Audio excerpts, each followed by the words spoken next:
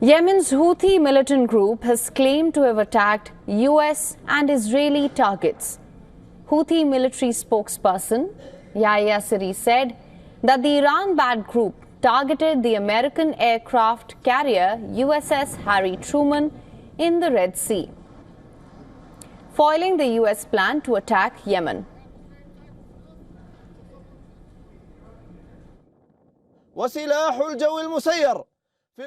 The missile and UAVs force of the Yemeni armed forces carried out a specific and joint military operation targeting the American aircraft carrier USS Harry Truman using 2 winged missiles and 4 drones north of the Red Sea, while the American enemy was preparing to launch a major air attack against our country, and the operation led to the failure of the attack. He also said that the Houthis attacked military facilities in the Israeli cities of Jaffa and Ashkelon. The UAV's force carried out 2 military operations this afternoon, the first of which targeted a military target linked to the Israeli enemy in the occupied area of Jaffa with 2 drones. The other operation targeted a vital target linked to the Israeli enemy in occupied Ashkelon with a drone. Meanwhile, Israeli military chief visited the scene of a deadly shooting attack on a bus carrying Israelis in the occupied West Bank and vowed to find the perpetrators.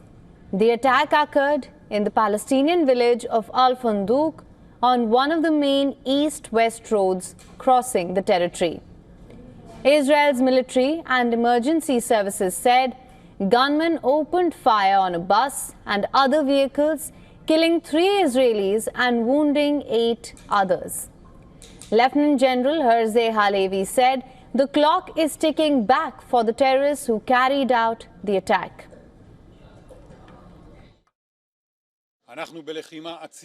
We are in an intensified and extensive fight against terrorism in West Bank. We will intensify and continue this fight. For the terrorists who carried out this attack, the countdown is about to begin. We will find out who carried out this attack and we will reach them. In northern Gaza, 2 IDF soldiers were killed and 2 others were seriously wounded in fighting. One of these soldiers was 24-year-old Captain Aytan Israel Shiknazi, a deputy company commander in the Nahal Brigade's 932nd Battalion. The military said the name of the second soldier was to be released later. So far, 826 Israeli soldiers have been killed and over 5,500 injured in the ongoing war since October 7, 2023.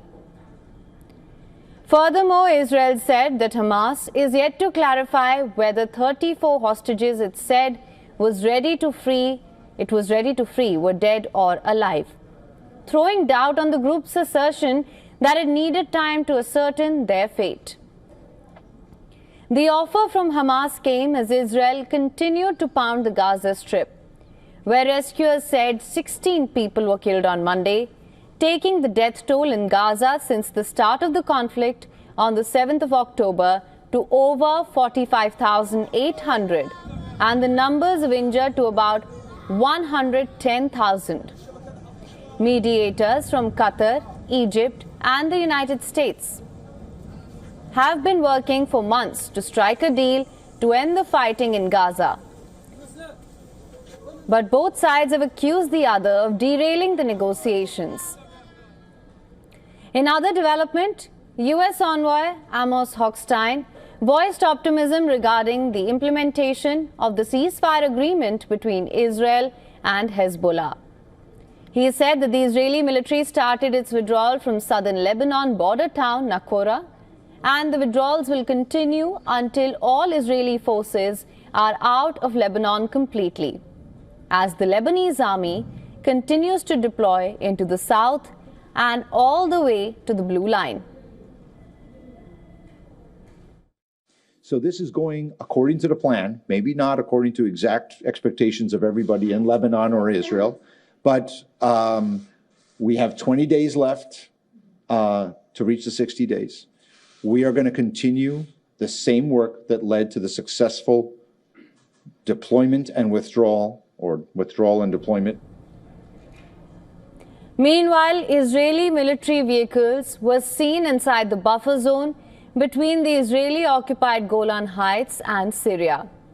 Israeli forces have been operating in the UN-patrolled area since the topple of former Syrian President Bashar al-Assad's regime almost a month ago. Israel has described the move as a limited and temporary measure to ensure the security of Israel's borders, but have given no indication of when the troops might be withdrawn.